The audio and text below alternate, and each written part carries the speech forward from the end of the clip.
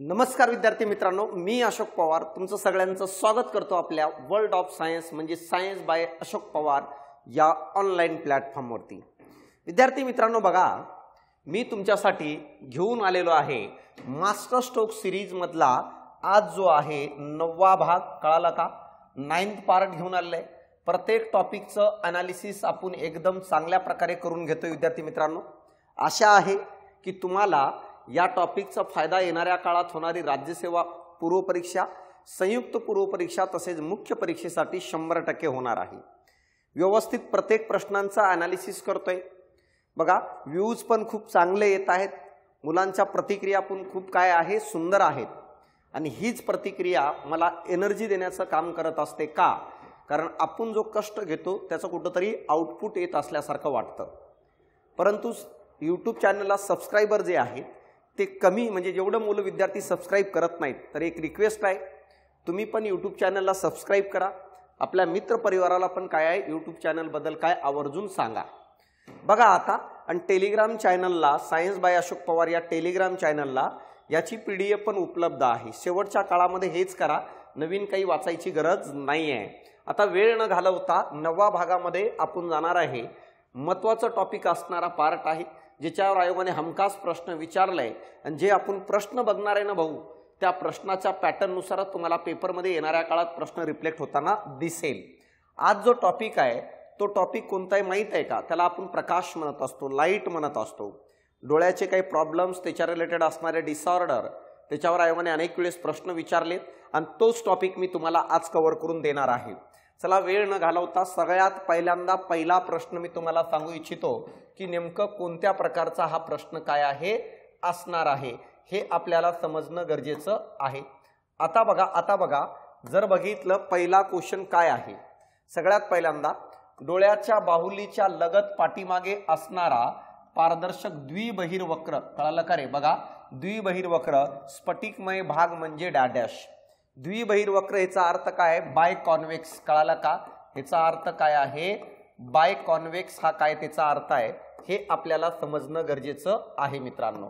जर बघितलं तर हे आपल्याला कळणं गरजेचं आहे काय आणि कशा प्रकारे असणार आहे बघा। आता तर मला सांगा, आपल्याला बघायचंय द्विबहिर्वक्र म्हणजे काय असणार आहे, बाय कॉन्व्हेक्स।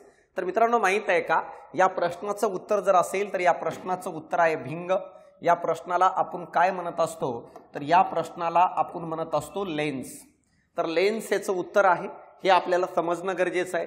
काय म्हणतो रे? डोळ्याच्या बाहुलीच्या मागे, बाहुली म्हणजे काय म्हणतो आपण त्याला माहित आहे का? पुपील म्हणत असतो।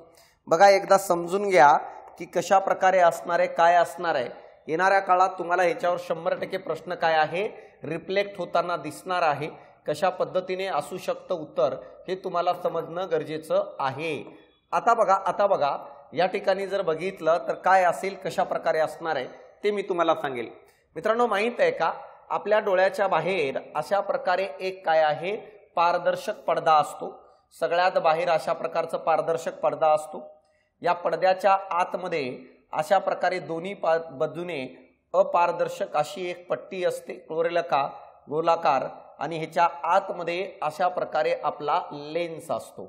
आणि यानंतर मला सांगा, या लेन्सच्या बाबतीत जर बघितलं, या लेन्सला दोन्ही बाजूने अशा पद्धतीने काही स्नायू आणि काही मसल्सनी बांधलेले असतात, हे आपल्याला समजणं गरजेचं आहे। आता बघा मी काय म्हणतो, या ठिकाणी नाव देतो सगळ्यांना, ते नाव समजून घ्या। सर्वात बाहेरच्या डोळ्याच्या असणाऱ्या आवरणाला कॉर्निया म्हणतात। कॉर्निया म्हणतो जो पारदर्शक आहे, ह्याच्या आतमध्ये एक द्रव असतं, त्याला ॲक्वियस ह्युमर नावाने ओळखलं जातं मित्रांनो, ॲक्वियस ह्युमर। यानंतर हा जी पट्टी दिसते याला म्हणतात इरिस किंवा याला म्हणतो आपण काय रे बुबुळ म्हणून ओळखलं जातं, हे आपल्याला समजणं गरजेचं आहे। आतमध्ये जो हा होल दिसतो यालाच बाहुली किंवा याला पुपील म्हणतो आणि या पुपीलच्या पाठीमागे हा जो आहे याला भिंग म्हणतात, बहिर्वक्र ज्याला लेन्स म्हणत असतो। आणि या ठिकाणी असतं आपलं दृष्टीपटल ज्याला रेटिना म्हणतात आणि यांना सिलियरी मसल्स म्हणतात, ज्याला आपण काय म्हणतो रे स्नायू म्हणून ओळखलं जातं, समायोजी स्नायू सगळ्यात पॉवरफुल असतात जे भिंगाला पकडून ठेवलेले आहेत। आता प्रत्येकाचं कार्य काय समजून घ्या, एकदाच क्लिअर करून घ्या म्हणजे पुढचे प्रश्न तुम्हाला सॉल्व्ह करता येईल। कॉर्निया जो आहे हा पारदर्शक असतो मित्रांनो, हा पारदर्शक असतं, हा काय करतो, डोळ्यात प्रकाश किरणाला प्रवेश देण्याचं कार्य करतं डोळ्यामध्ये. यानंतर जवळपास 80% प्रकाशाची दिशा बदलणे हे जर कोणाचं कार्य असेल तर मित्रांनो माहित आहे का कोणाचं कार्य आहे, तर हे कार्य आहे मित्रांनो माहित आहे का कॉर्नियाचा. 80% प्रकाशाची दिशा बदलतं आणि याच्या आकारात जर बदल झालं तर ॲस्टिग्मॅटिझम नावाचा डिसऑर्डर होतो. कोणाच्या आकारात चेंज झालं, कॉर्निया. ॲक्युअस ह्युमर काय करत असतो माहित आहे का, डोळ्याच्या बाहेर आणि डोळ्याच्या आतील दाबामध्ये यानी प्रेशरमध्ये बदल करण्याचं कार्य जर कोण करत असेल तर मला सांगा कोण करतं माहित आहे का. जर बघितलं या ठिकाणी तर मला सांगा तो ॲक्युअस ह्युमर करत असतो, हा दाब मेंटेन करतं. यानंतर इरिस हा अपारदर्शक आहे, अपारदर्शक असतो आणि बाहेरून येणाऱ्या प्रकाशाला नियंत्रित करणं हे कोणाचं कार्य आहे, इरिसचं. इरिसच्या रंगावरूनच डोळ्याचे रंग वेगवेगळ्या रंगाचे डोळे तयार होतात, हे किंवा डोळ्याचे रंग ठरत असतं कोणावरून, इरिसच्या कलरवरून. आणि या दोघांच्या आतमध्ये बाहुली आहे, या बाहुलीमधूनच बाहेरून येणारा हा प्रकाश मला सांगा या बहिर्वक्रभिंगाकडे जातो, हे आपल्याला समजणं गरजेचं आहे. आणि हा आपला बहिर्वक्रभिंग त्या प्रकाशाला एकत्रित करून मला सांगा कुठं आणतं माहित आहे का, दृष्टीपटलावर आणतं. हे आपल्याला कळणं गरजेचं आहे, हे आपल्याला समजणं गरजेचं आहे. हे तुम्हाला इथपर्यंतचं डेटाबेस क्लिअरिटीनं कळाला असेल. मग काय म्हणतंय बघा, डोळ्याच्या बाहुलीचा लगतचा पाठीमागचा असणारा पारदर्शक कोणता भाग, तर त्याला आपण भिंग यानी लेन्स म्हणू शकतो.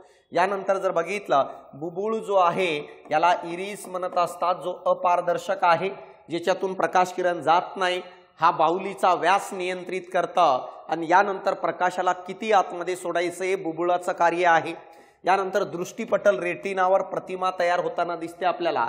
आणि दृष्टीचेता म्हणजे त्या चेता असतात जे काय रे प्रकाशाला मेंदूकडे घेऊन जाण्याचं कार्य करतात आणि त्या ठिकाणी प्रतिमेचं अनालिसिस केलं जातं. तर हा पहिला प्रश्न आहे, अपेक्षा आहे की तुम्हाला समजला असेल कोण कुठं असतं. सगळ्यात पॉवरफुल भाग हा सिलियरी मसल्स आहे रे, हे खराब झाले म्हणजे वेगवेगळे डिसऑर्डर होतात. आता बघा, आता या ठिकाणी काय पॉइंट दिलेले आहेत ते व्यवस्थित समजण्याचा प्रयत्न करा. काय आहे रे, बहिर्वक्रभिंग ज्याला कॉन्व्हेक्स लेन्स म्हणतो, इंग्रजीतून बघा याला कॉन्व्हेक्स लेन्स म्हणतात.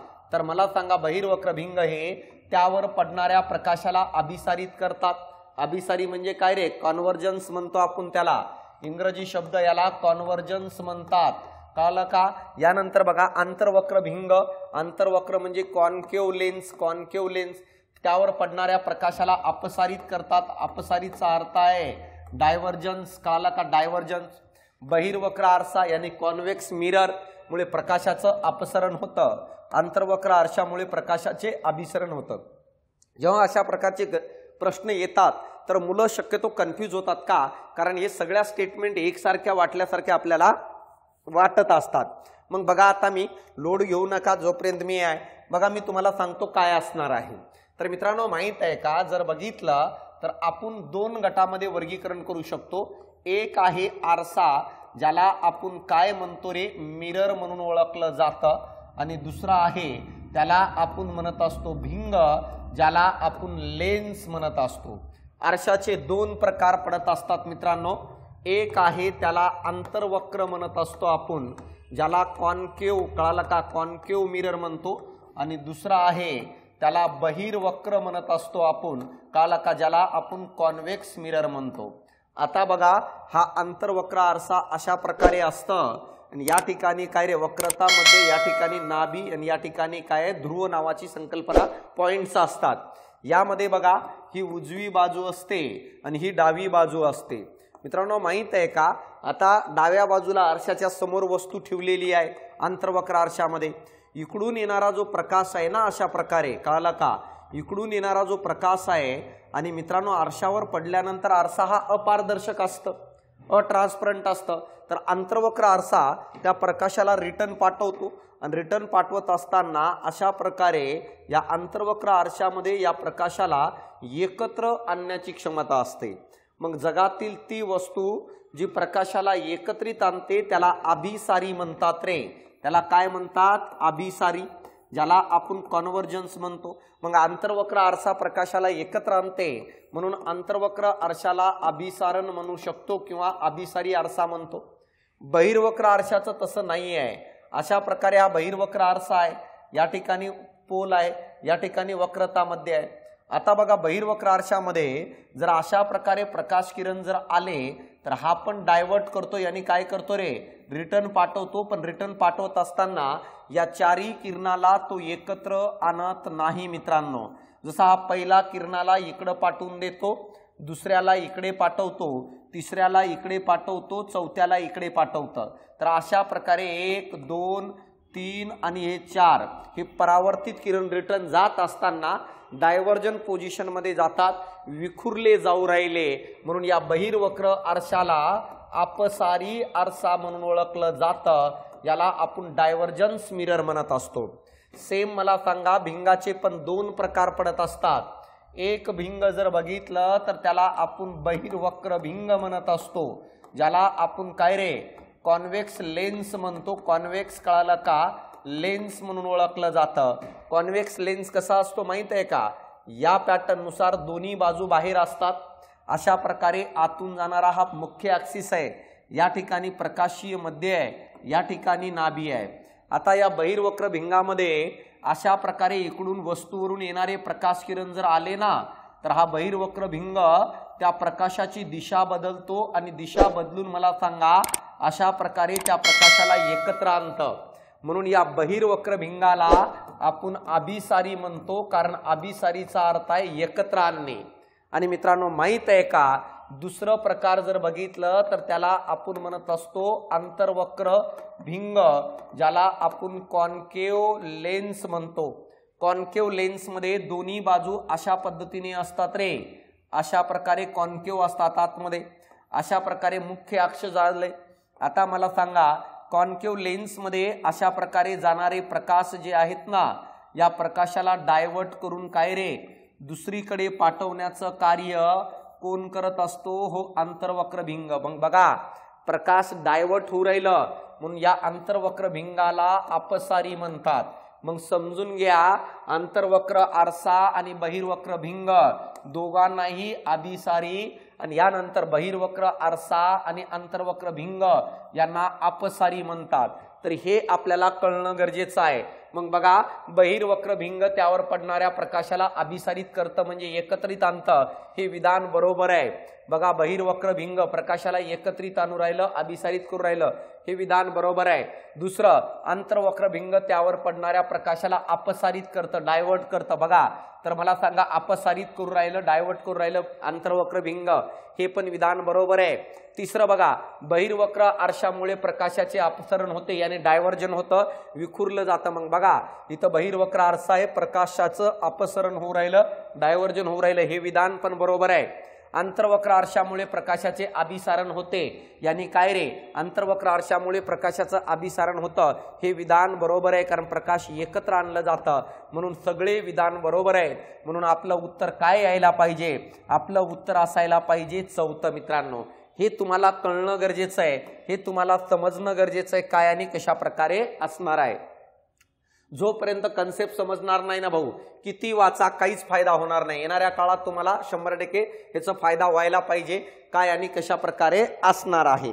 आता बघा या ठिकाणी जर बघितलं काय रे, बुबुळाचा व्यास नाही, इथं असायला पाहिजे डोळ्याचा व्यास. कळालं का रे, डोळ्याचा व्यास जो आहे डायमीटर तो किती असायला पाहिजे, तर मला सांगा आपल्या डोळ्याचा डायमीटर जर बघितला 2.3 सेंटीमीटर आहे. कारण डोळा हा आपला गोलाकार आहे रे, डोळा हा गोलाकार आहे आणि त्याचं जर डायमीटर जर बघितलं हे तर 2.3 सेंटीमीटर एवढा डायमीटरचं आपलं डोळा असतो, हे आपल्याला समजणं गरजेचं आहे.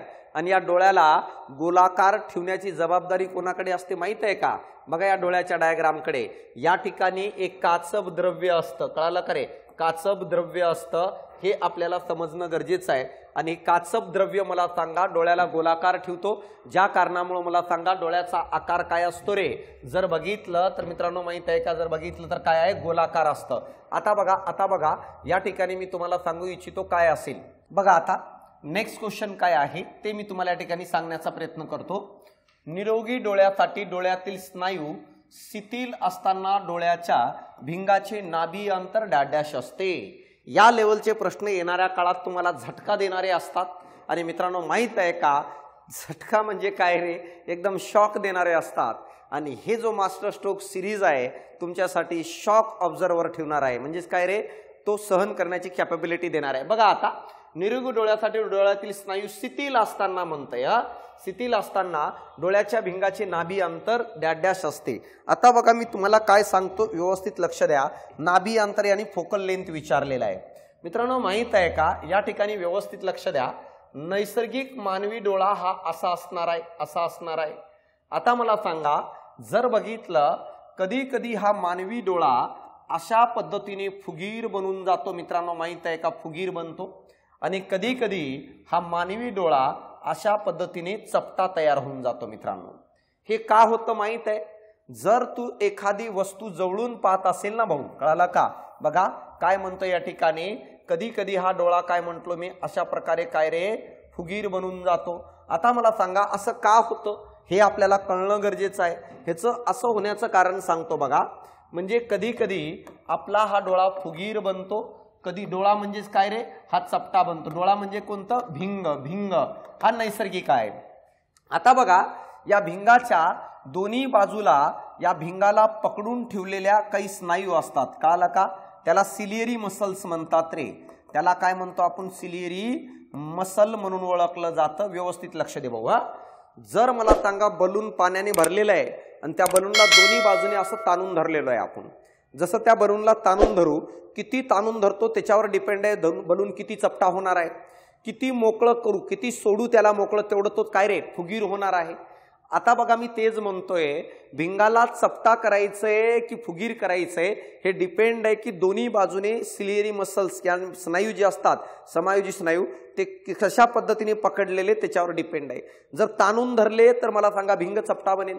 मोकळे जर सोडून दिलो तर मला सांगा तो भिंग काय रे, फुगीर बनतं.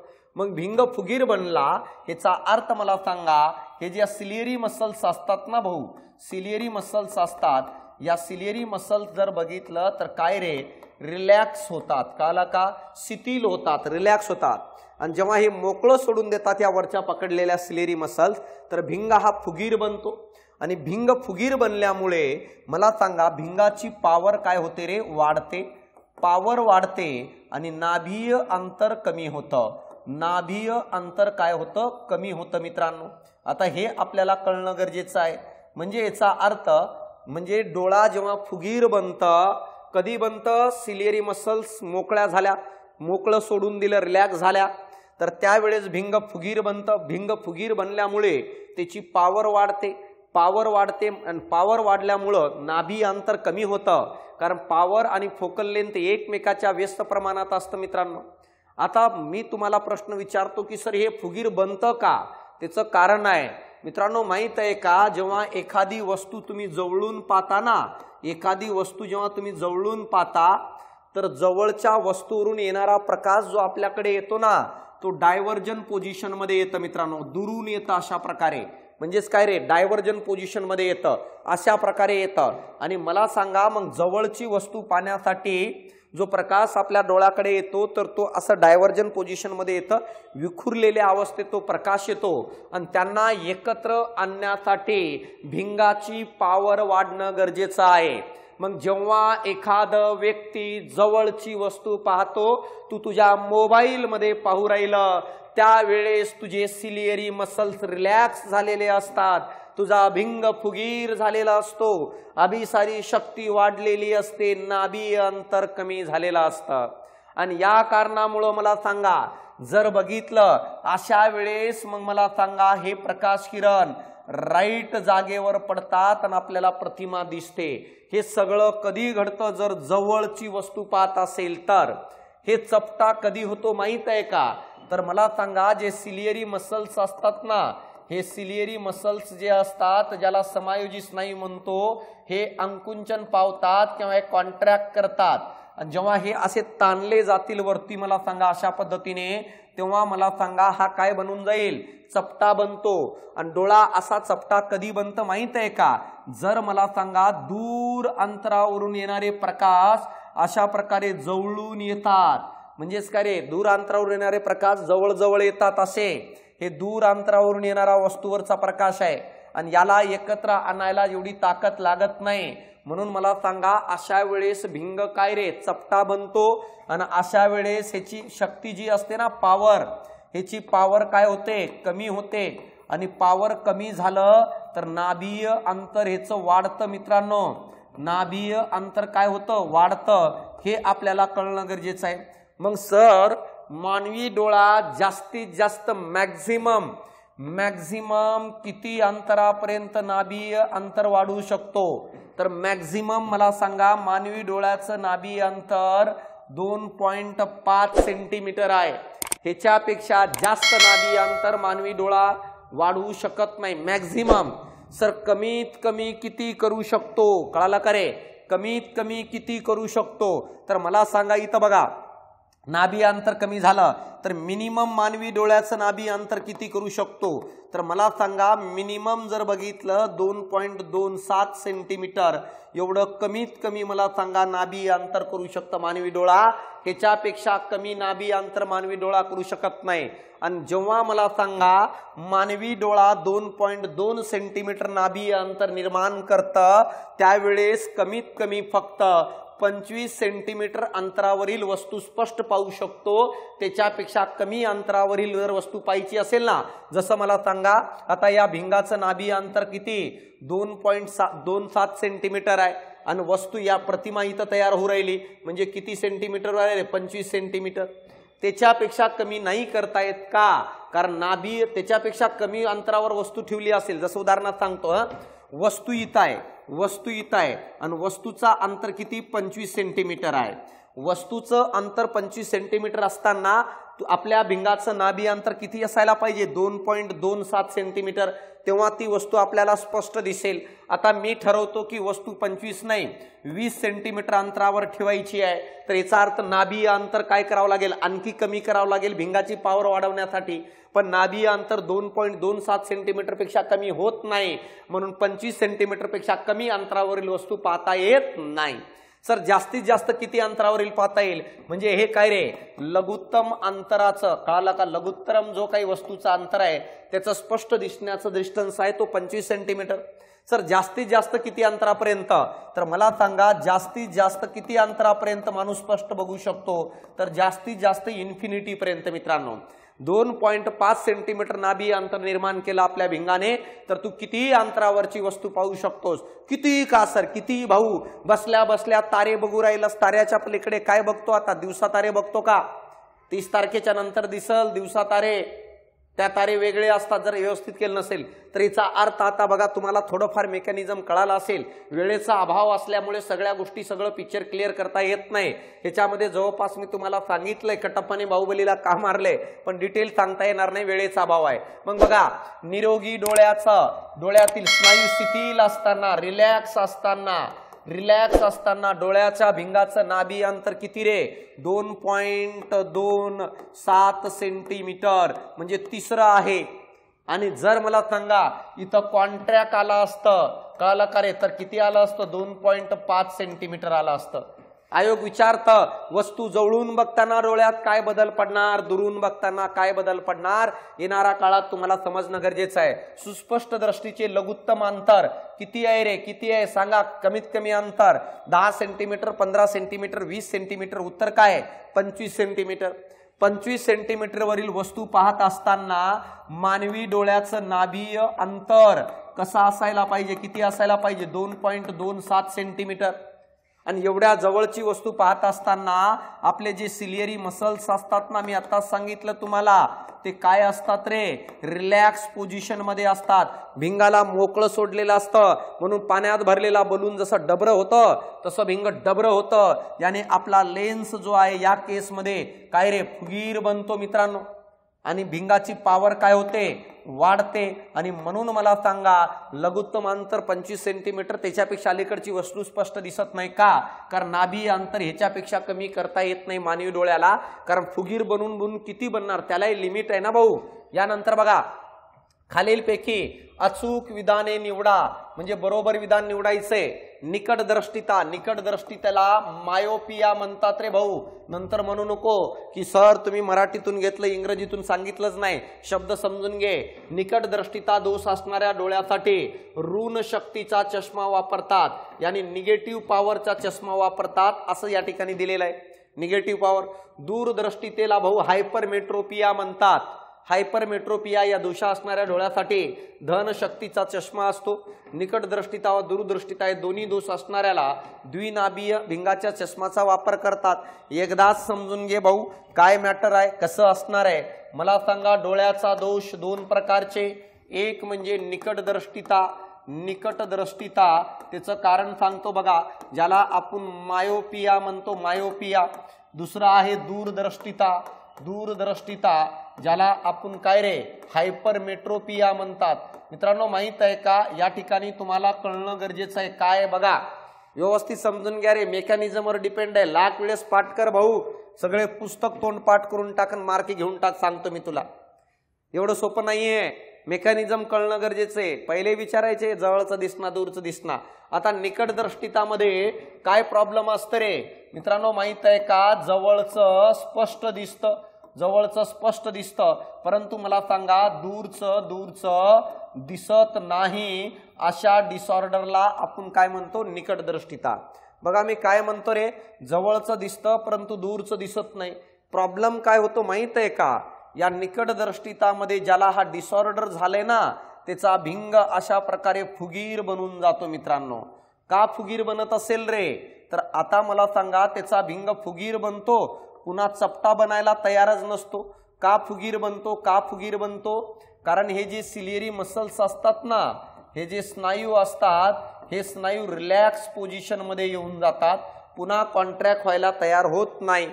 मग मला सांगा, जर असं फुगीर बनलं तर ह्याची पॉवर वाढते, शक्ती वाढते, आणि पॉवर वाढल्यामुळं ह्याचं नाभीय अंतर फोकल लेंथ कमी होतं. मित्रांनो पॉवर वाढल्यामुळे हे प्रकाशाला लवकर एकत्र आणेल. मग आता मला सांगा, या डोळ्यावर प्रकाश किरण जवळून पण येऊ राहिले आणि दुरून पण येऊ राहिले. आता मला सांगा, जर जवळून येत असेल तर अशा प्रकारे डायव्हर्जन पोझिशन. आता मला सांगा, हा आपला दृष्टीपटल आहे, हा दृष्टीपटल आहे. आता या व्यक्तीमध्ये काय होऊन जातं, निकट दृष्टितामध्ये भिंग फुगीर बनला. का बनला, रिलॅक्स झाले, काय मसल्स, या कारणामुळे पॉवर वाढली, नाभी अंतर कमी झालं. आता जर वस्तू जवळ असेल ना भाऊ, तर काहीच प्रॉब्लेम नाही. का, कारण जवळच्या वस्तूवरून येणारा प्रकाश डायव्हर्जन पोझिशन मध्ये असतं. मग याची पॉवर जरी वाढली तर प्रकाश दुरून येऊ राहिला ना जवळचा, मग त्याला एकत्र आणायला वेळ लागतं आणि तोपर्यंत दृष्टीपटलापर्यंत पोहोचतात. पण मी काय सांगितलं रे तुम्हाला, जिथं दुरून येणारा प्रकाश जवळून येतो, थोड्या वेळाखाली सांगितलं होतं. मग अशा प्रकारे हे दुरून येणारा प्रकाश आहे, कळालं का रे, हे दुरून येणारे प्रकाश आहेत, हे दुरून येणारे आहेत. आणि हे दुरून आल्यामुळं मला सांगा, हे जवळून आले आणि इथं ऑलरेडी भिंगाची पॉवर वाढली आहे. मग मला सांगा, हा भिंग त्याला लवकरच एकत्र आणेल, म्हणजे दृष्टीपटलापर्यंत जाऊच देणार नाही. का, कारण दुरून येणारे प्रकाश जवळून येतात, त्याची ऑलरेडी ताकद कमी असते, त्यांची ऊर्जा कमी असते, आणि भिंगाची ताकद वाढलेली असल्यामुळे तो दृष्टीपटलापर्यंत जाण्याच्या अगोदरच एकत्र आणून टाकता. म्हणून मला सांगा, दूरच्या वस्तू स्पष्ट दिसत नाही, जवळचं का दिसतात, कारण जवळचे डायव्हर्जन पोझिशन मध्ये येतात. मग यालाच निकट दृष्टिता म्हणतात. मग सर याच्यावर उपाय काय आहे, उपाय मला सांग भाऊ, भिंगाला तर दाबून चपट करता येत नाही, म्हणून काय करायचं, दुरून येणारे जे जवळून येणारे प्रकाश होते ना, त्या जवळून येणाऱ्या प्रकाशाला डायव्हर्ट करून टाका, जवळून येणाऱ्या प्रकाशाला डायव्हर्ट करून टाका. मग काय केलं जाईल बघ रे भाऊ, काय केलं जाईल, समजा अशा प्रकारे मला सांगा, हा डबरतो तो भिंग तसंच असेल, हा भिंग असंच असेल. मी ह्याच्या बाहेर अशा प्रकारे आंतरवक्र भिंगाचा वापर केलो. का, कारण आंतरवक्र भिंग प्रकाशाला डायव्हर्जन करतं. मग हे दुरून येणारे प्रकाश अशा प्रकारे येत होते जवळजवळून. तर आता काय करून टाकेल रे, हा जो आंतरवक्र भिंग आहे, या प्रकाशाला डायव्हर्जन केलं, आणि आता मला सांगा, याला एकत्र आणण्यासाठी, आणि अशा प्रकारे मग एकत्र आले. मग मला सांगा, हा दोष दूर करण्यासाठी कोणत्या भिंगाचा वापर केला जाईल, आंतरवक्र भिंग. आणि आंतरवक्र भिंगाचं नाभीय अंतर काय आहे रे, आंतरवक्र भिंगाचं नाभीय अंतर निगेटिव्ह असतं, आणि या नाभीय अंतरावरूनच शक्ती काढली जाते. म्हणून आंतरवक्र भिंगाची पॉवर निगेटिव्ह आहे. निगेटिव्ह आहे, म्हणून मला सांगा या अंतर्वक्र भिंगाला निगेटिव्ह शक्तीचा चष्मा म्हणतात. मग मला सांगा निकट दृष्टितामध्ये जवळचं दिसतं, दूरचं स्पष्ट दिसत नाही. कारण काय? मसल्स रिलॅक्स होतात, भिंग फुगीर बनतो, भिंगाची पॉवर वाढते, नाभी अंतर कमी होतं आणि या कारणामुळं दुरून येणारा प्रकाश लवकर एकत्र येऊन जातो, दृष्टीपटलाच्या अलीकडेच प्रतिमा मिळते. हा दोष दूर करण्यासाठी अंतर्वक्र भिंगाचं किंवा काय रे निगेटिव्ह शक्तीचा चष्मा वापरतात. दूरदृष्टितेमध्ये बघा, दूरदृष्टितेमध्ये काय होईल रे? दूरदृष्टिता ज्याला हायपरमेट्रोपिया म्हणतात. समजून घ्या ह्याच्यात काय होणार आहे. हायपरमेट्रोपियामध्ये बघ रे भाऊ, आपला जो भिंग आहे ना, आपला भिंग अशा प्रकारे चपटा बनून जातो. आता मला सांगा हा भिंग जर चपटा बनला तर ह्याचा अर्थ का बनला असेल रे? कारण मला सांगा सिलियरी मसल्स जे आहेत ना, हे सिलियरी मसल्स या भिंगाला जास्त ताणून धरले, म्हणजे जास्त कॉन्ट्रॅक्ट झाले. का लकारे अंकुंचन केले, असे ताणले गेले आणि या कारणामुळं मला सांगा भिंग काय झालं? चपटा झाल्यामुळे मला सांगा त्याची पॉवर काय झाली? कमी झाली एकत्र आणण्याची. नाभी अंतर काय होते? वाढते. पॉवर कमी झाली तर लवकर एकत्र आणणार नाही. म्हणून बघा काय होतं रे, जवळून येणारे प्रकाश मला सांगा अशा प्रकारे डायव्हर्जन पोझिशन मध्ये येतात. जवळून येणारे प्रकाश अशा प्रकारे हे जवळून येत आहेत, हे डायव्हर्जन पोझिशन मध्ये असतात. बघा आता तर मला सांगा अशा प्रकारे हे असणार आहे. आता जर बघितलं जवळून येणारे प्रकाश अशा प्रकारे डायव्हर्जन पोझिशन मध्ये आले आणि मला सांगा एवढ्या दुरून आले हे की याची ताकदच नाहीये त्यांना एकत्र करायचे, म्हणून मला सांगा हे दूर जाऊन एकत्र येतात. कारण लवकर एकत्र आले का? नाही आले. का आले नाही? कारण भिंगाची ताकद कमी झालती. का? कारण तो चपटा बनला होता. का बनलं होतं? कारण सिलियरी मसलनी त्याला ताणून ठेवलं होतं. मग अशा वेळेस मला सांगा हे जवळून येणाऱ्या प्रकाशाचं आहे, म्हणून निकट दूरदृष्टितामध्ये दूरचं दिसतं म्हणतात, पण जवळचं स्पष्ट दिसत नाही. आता दुरून येणारे स्पष्ट का दिसतात सर? कारण दुरून येणाऱ्या प्रकाशाच्या वाला जर बघितलं तर तो जवळून येतं अशा प्रकारे आणि मला सांगा म्हणून त्यांना लवकर एकत्र आणता येतं दृष्टीपटलावर. मग आयोगाने जर विचारलं दूरदृष्टितामध्ये काय? सिलियरी मसल्स कॉन्ट्रॅक्ट करतात, या कारणामुळे भिंग चपटा बनतो, भिंगाची पॉवर काय होते? कमी होते, नाभी अंतर वाढते, म्हणून जवळून येणारे प्रकाश डायव्हर्जन पोझिशन मध्ये येतात, म्हणून ते लवकर एकत्र आणता येत नाही, म्हणून प्रतिमा दृष्टीपटलाच्या पाठीमागे तयार झाली. मग मला सांगा त्याच्यावर उपाय काय रे? तर मला सांगा जो भिंग होता ना तो चपटाच राहणार आहे, त्याच्यात काही बदल होणार नाही भाऊ. कळलं का? हा भिंग जो आहे ना तो चपटाच राहणार आहे. मग मला सांगा अशा प्रकारे जवळून येत होता ना प्रकाश, तर याला आणखी एक समोर बहिर्वक्र भिंग वापरलो. का? कारण हा बहिर्वक्र भिंग त्यांना काय करेल रे? अशा प्रकारे डायव्हर्जन पोझिशन मध्ये होते, त्यांना जवळ आणून नंतर आपल्या डोळ्याच्या भिंगाकडे पाठवेल. आणि त्यानंतर आपला भिंग त्याला एकत्र आणल. म्हणजे कोणता भिंग वापरलं जातं? बहिर्वक्र भिंग वापरलं जातं आणि तो पॉझिटिव्ह पॉवरचा चष्मा म्हणतो. का? कारण बहिर्वक्र भिंगाचं नाभी अंतर पॉझिटिव्ह आहे आणि त्याच्यावरूनच मला सांगा हे काढलं जातं. आणि जर दोन्ही डिसऑर्डर असेल काही ना तर बायफोकल लेंथ वापरलं जातं. बघा आता निकट दृष्टिता कळवलेलं करे या ठिकाणी स्टेटमेंट बघा. निकट दृष्टिता दोष असणाऱ्या डोळ्यासाठी ऋण शक्तीचा चष्मा वापरतात, हे विधान बरोबर आहे. कळालं का रे? अंतर्वक्र भिंग वापरतो ना आपण. दूरदृष्टिता यानी हायपरमेट्रोपिया असणाऱ्याला काल डोळ्यासाठी धन शक्तीचा चष्मा वापरतात, हे पण बरोबर आहे मित्रांनो.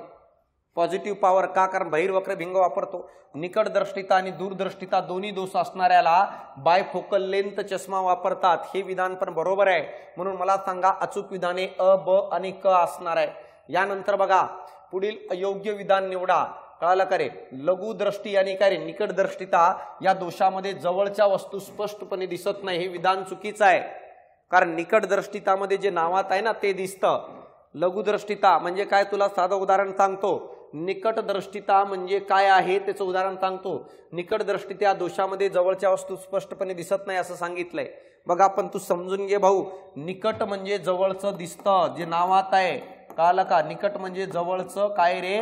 दिसतं आणि दूरचं दिसत नाही, हे निकट मध्ये आहे. कळालं का? जवळचं दिसतं, दूरचं दिसत नाही. तुला समजा निकट दृष्टीचा डिसऑर्डर आहे.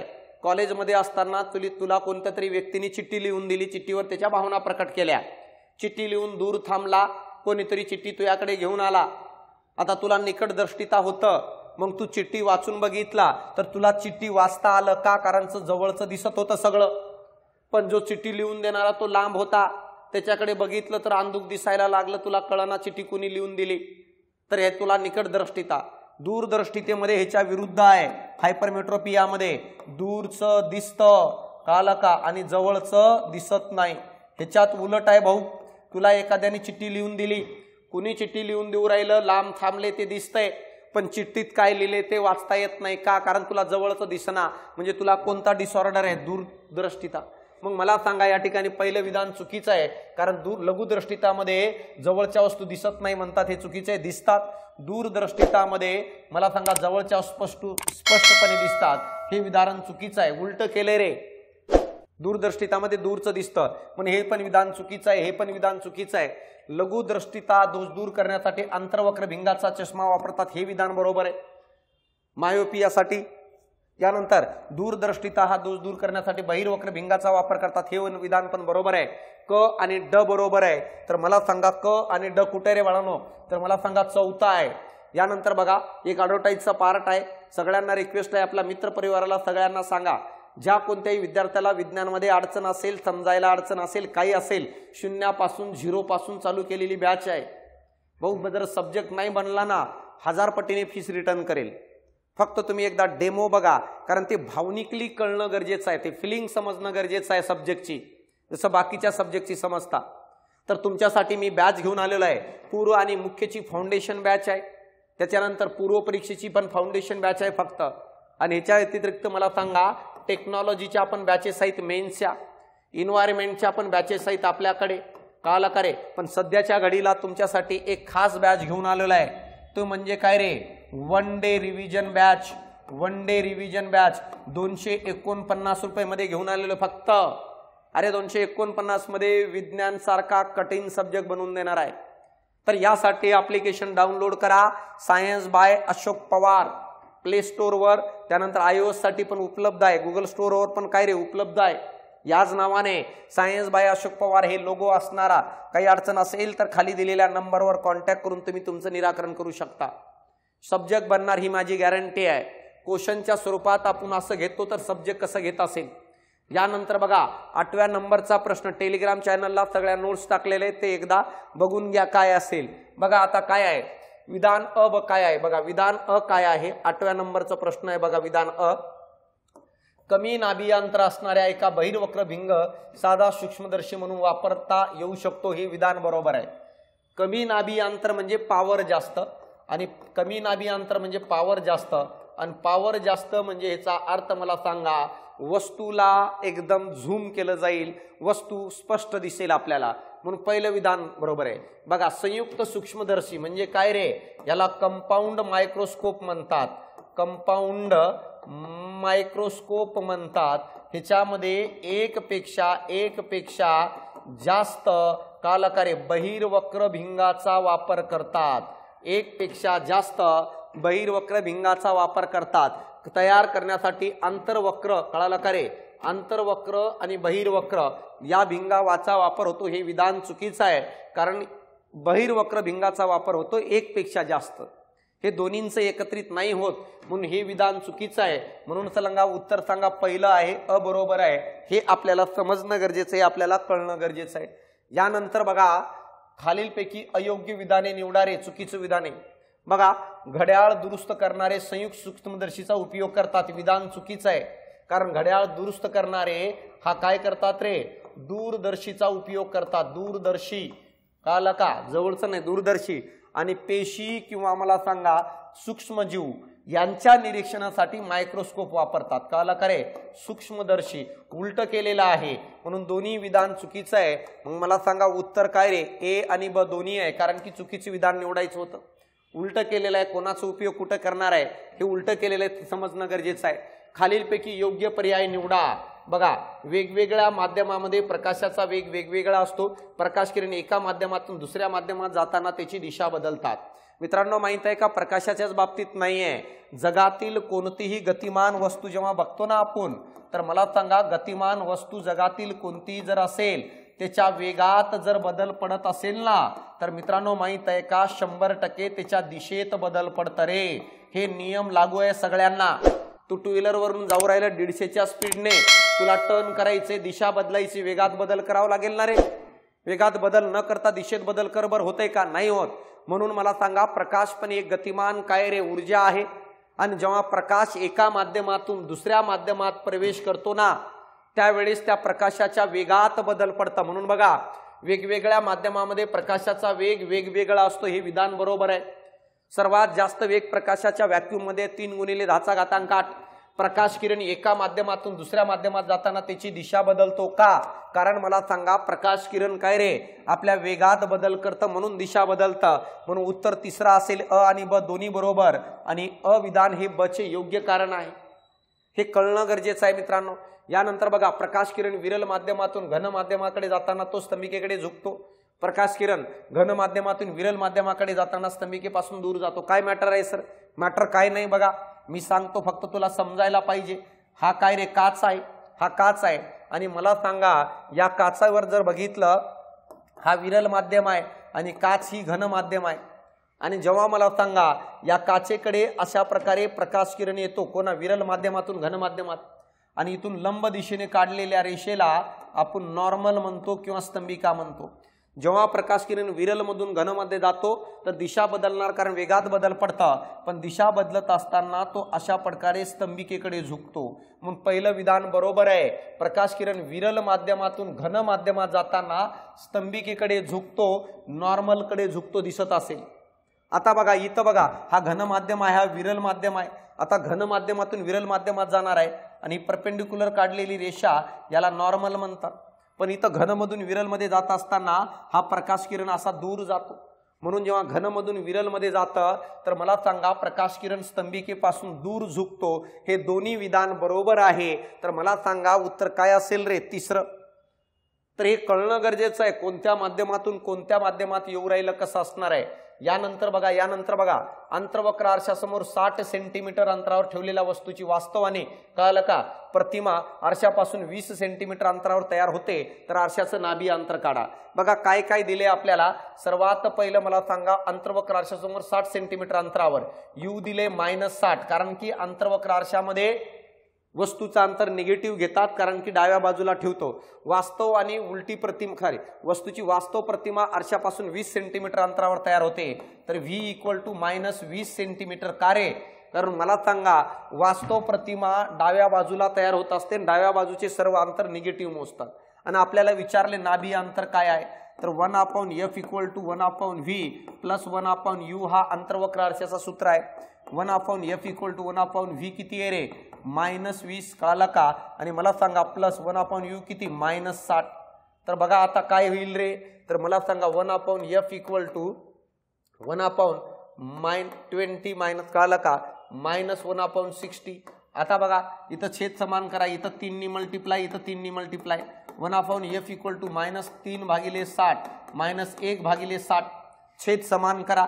1/f = -3 -1 -4/60 आणि f = -60/4 बरोबर -15 सेंटीमीटर। हे तुमचं उत्तर यायला पाहिजे, मायनस यायला पाहिजे रे। इथं बघा दोन्ही आहे, एक कोणतं तरी मायनस करून घ्या, पहिलं मायनस आहे तर उत्तर काय असेल रे दुसरं, हे आपल्याला कळणं गरजेचं आहे। यानंतर बघा 2 मीटर नाभी अंतराच्या अंतर्वक्र आरशासमोर मुलगा कुठे उभा करावा म्हणजे त्याची प्रतिमा त्याच्या उंचीच्या निम्मी मिळेल। आता बघा हे निम्मी आहे ना, कळलं का निम्मी मिळेल आहे ना, याला विशालन म्हणतात m आणि -1/2 दिलंय ऑलरेडी प्रश्नामध्ये। ह्याच्यासाठी थोडं थेरोटिकल पार्ट बघावं लागतं, यूट्यूबला अन्य थेरोटिकल लेक्चर आहेत ते बघून घ्या। -1/2 दिलेलं आहे, 2 मीटर नाभी अंतर आहे, f = काय रे कोणतं अंतर्वक्र आरशासमोर आहे, तर मला सांगा मायनस किती 2 मीटर नाभी अंतर आहे। आपल्याला विचारले मुलगा कुठे उभा करावा, आता मला सांगा मुलगा कुठे उभा करावा म्हणजे u ची किंमत विचारली आपल्याला। काय काय दिले रे m-1/2 दिलंय कळलं का रे। यानंतर मला सांगा आणखी काय दिले, नाभीय अंतर दिले -2 मीटर। आपल्याला विचारले u ची किंमत, u म्हणजे वस्तूचं अंतर, मुलगा कुठे उभा करावा आणि यासाठी बघा काय म्हटलं रे सूत्र काय आहे, यासाठी 1/f = 1/v प्लस 1/u, मला सांगा 1/f मायनस 2 आहे बरोबर, मला सांगा 1/v माहीत नाही आहे मला सांगा इथं काय असेल रे, तर u काढायचे प्लस 1/u काढायचे, तर जोपर्यंत आपण v काढणार नाही तोपर्यंत पॉसिबल आहे का रे, नाही आहे, म्हणून मला सांगा m इक्वल टू काय रे -v/u हा फॉर्म्युला आहे। या ठिकाणी m ची किंमत दिली -1/2 -v/u, कळलं करे, -v/u, v काढायचंय तर मला सांगा मायनस मायनस प्लस होईल ना रे, तर मला सांगा u/2 बरोबर v ची किंमत आली, इथं किंमत ठेवा ती 1/-2 बरोबर 1 भागिले काय रे u/2 प्लस 1/u, तर मला सांगा हा वरती जाईल, वरती जर गेलं तर -1/2 बरोबर 2 भागिले u अधिक 1 भागिले u, 1 भागिले -2 बरोबर 2 1 3 भागिले u, हा u इकडे येईल, छेद समान झाला ना, u बरोबर मला सांगा -2 गुणिले 3, तर मला सांगा u इक्वल टू किती -6 मीटर अंतरावर वस्तू ठेवायला पाहिजे। ह्याची थोडी कन्सेप्च्युअली तुम्हाला समजणं गरजेचं आहे। फाउंडेशन बॅचच्या विद्यार्थ्यांना हे पटकन सॉल्व्ह करता यायला पाहिजे, भाऊ काय आणि कसं असणार आहे। 10 सेंटीमीटर नाभी अंतराकर असणाऱ्या आरशासमोर वस्तू असता, तिची पडद्यावरील प्रतिमा आकाराने वस्तूच्या 5 पट दिसते, तर वस्तूचे आरशापासूनचे अंतर किती असेल। सेम तसंच प्रश्न आहे, 10 सेंटीमीटर नाभी अंतर आहे, कळलं का रे, आणि किती पट दिसते रे, तर मला सांगा पडद्या किती पट दिसते, 5 पट, 5 पट म्हणजे m ची किंमत किती -5 आहे, कारण पडद्यावर म्हटलं तर मायनस येतं। यानंतर नाभी अंतर किती आहे रे, नाभी अंतर -10 सेंटीमीटर आहे, कारण अंतर्वक्र आरसा आहे, आणि आपल्याला काय विचारले रे, वस्तू आरशापासून किती अंतरावर, म्हणजे u ची किंमत काढायची आपल्याला। मग बघा गिवन डेटा काय काय आहे, m = -5 आहे, यानंतर मला सांगा नाभी अंतर किती रे -10 सेंटीमीटर आहे, आणि मला सांगा आपल्याला विचारले वस्तूचं अंतर, आता सांगितल्यावाने 1/f = 1/v + 1/u, मला सांगा 1/f किती रे -10, 1/v + 1/u, पहिल्यांदा आपल्याला v काढावं लागेल, मी आता सांगितलं m = -v/u, m किती रे -5 बरोबर -v/u, minus minus plus v बरोबर काय रे, v बरोबर 5u आहे। आता इथं टाकून दे ना भाऊ, 1/-10 बरोबर 1/5u प्लस 1/ काय रे u आहे, 1/ काय u आहे, छेद समान करा, इथं 5 नी मल्टिप्लाय, इथं पण 5 नी मल्टिप्लाय, म्हणजेच काय रे काय होऊन जाईल 1/10 बरोबर 1/5u प्लस 5/5u, तर मला 5 ने किती 6, मला सांगा किती रे 6 काय रे 5u असणार आहे। मला सांगा हा इकडे येईल u बरोबर -10 गुणिले 6 भागिले 5, u बरोबर किती रे 60/5, मला सांगा -12 सेंटीमीटर अंतरावर उभा करावा, हे कळणं गरजेचं आहे। किती येईल उत्तर -12, हे आपल्याला कळणं गरजेचं आहे। यानंतर बघा आरशाच्या संदर्भात योग्य विधाने निवडा। अंतर्वक्र आरसा अभिसारी आरसा असतो, विधान बरोबर आहे, कारण प्रकाशाला एकत्र आणतो, सांगितलंय कन्सेप्ट। बहिर्वक्र आरसा अपसारी आरसा असतो, विधान बरोबर आहे, कारण प्रकाशाला डायव्हर्ट करत असतो तो। अंतर्वक्र आरशामुळे फक्त आभासी प्रतिमा मिळतात, चुकीचं आहे, कारण अंतर्वक्र आरशामुळे आभासी पण मिळते आणि वास्तव दोन्ही प्रकारच्या प्रतिमा मिळतात। यानंतर बहिर्वक्र आरशामुळे फक्त वास्तव प्रतिमा मिळते, चुकीचं आहे, कारण बहिर्वक्र आरशामुळे फक्त आभासी प्रतिमा मिळते रे, आभासी प्रतिमा। अंतर्वक्र आरशामुळे फक्त वास्तव प्रतिमा मिळते, चुकीचं आहे, कारण अंतर्वक्र आरशामुळे वास्तव तसेच आभासी दोन्ही प्रकारच्या प्रतिमा मिळतात, म्हणून मला सांगा त्याच्यानंतरचे सगळे ऑप्शन चुकीचे आहेत, कळलं का रे, म्हणजे याचा अर्थ जर बघितलं क ड ई चुकीचं आहे, योग्य विधाने म्हणजे अ आणि ब फक्त बरोबर आहे, म्हणून उत्तर काय येईल रे पहिले, तर हे कळणं गरजेचं आहे, हे समजणं गरजेचं आहे। अंतर्वक्र व बहिर्वक्र आरशाच्या संदर्भात योग्य विधाने निवडा, अंतर्वक्र आणि बहिर्वक्र। आता बघा वस्तूच्या स्थानानुसार अंतर्वक्र आरशामुळे होणारे विशालन मॅग्निफिकेशन धन किंवा ऋण असते, हे बरोबर आहे। अंतर्वक्र आरशामध्ये m ची किंमत ही पॉझिटिव्ह पण असू शकते आणि निगेटिव्ह पण असू शकते। वस्तूच्या स्थानानुसार बहिर्वक्र आरशामुळे होणारे विशालन धन किंवा ऋण असते, चुकीचं आहे, कारण बहिर्वक्र आरशामुळे m ची किंमत नेहमी पॉझिटिव्ह असते, का, कारण वस्तू सुलट आणि आभासी असते। म्हणून मला सांगा दुसरं चुकीचं आहे, पहिलं बरोबर आहे, तर आपल्याला अयोग्य विधान निवडायचं होतं, तर मला सांगा फक्त काय रे ब आहे. तर हे आपल्याला कळणं गरजेचं आहे. अपेक्षा करतो की तुम्हाला काही कन्सेप्ट क्लॅरिटी झाली असेल. येणाऱ्या काळात या लेवलचे प्रश्न विचारले जातात. मित्रांनो, आवर्जून टेलिग्राम चॅनल आणि यूट्यूब चॅनल जॉईन करा. जेवढे मुलांचं रिस्पॉन्स चांगलं भेटेल तीच माझी एनर्जी आहे, तेवढं मी आणखी चांगलं कंटेंट मी तुमच्यासाठी घेऊन येईल. तर आपल्या लायब्ररीत आपल्या जवळच्या सर्व विद्यार्थी मित्रांना तुम्ही आवर्जून आपल्या क्लासेसबद्दल, आपल्या यूट्यूब चॅनलबद्दल, आपल्या प्रश्नांच्या स्टँडर्डबद्दल सांगा. मित्रांनो, मी संभाजीनगरला गेलतो, खूप चांगला रिस्पॉन्स विद्यार्थ्यांचा भेटला. संभाजीनगरचे कोणी विद्यार्थी असतील त्यांना पण मी धन्यवाद मानतो की एवढं चांगल्या पद्धतीने त्या ठिकाणी आपल्याला सेमिनारला रिस्पॉन्स दिलं. येणाऱ्या काळात मी महाराष्ट्रातील प्रत्येक जिल्ह्याला व्हिजिट देणार आहे आणि विज्ञानचा प्रश्न कायमचं मिटवण्याचा प्रयत्न करणार आहे की नंतर माझ्यासमोर एखादा विद्यार्थी येऊ नये आणि म्हणू नये की मी सर सायन्समध्ये मार्क न मिळाल्यामुळे मी नापास झालो. यासाठी तुम्हाला माझ्या टचमध्ये राहायचं आहे आणि टचमध्ये राहण्यासाठी यूट्यूब चॅनल जॉईन करा, टेलिग्राम चॅनलला नोट्ससाठी जॉईन करा. ऑनलाईन स्वरूपात बॅचेस सगळ्या प्रकारच्या उपलब्ध आहेत. सगळ्या शंका निराकरण केलं जाईल. मित्रांनो, तर चालतं, या ठिकाणी मी थांबतो. भेटू आपण पुढच्या सेक्शनला. धन्यवाद मित्रांनो.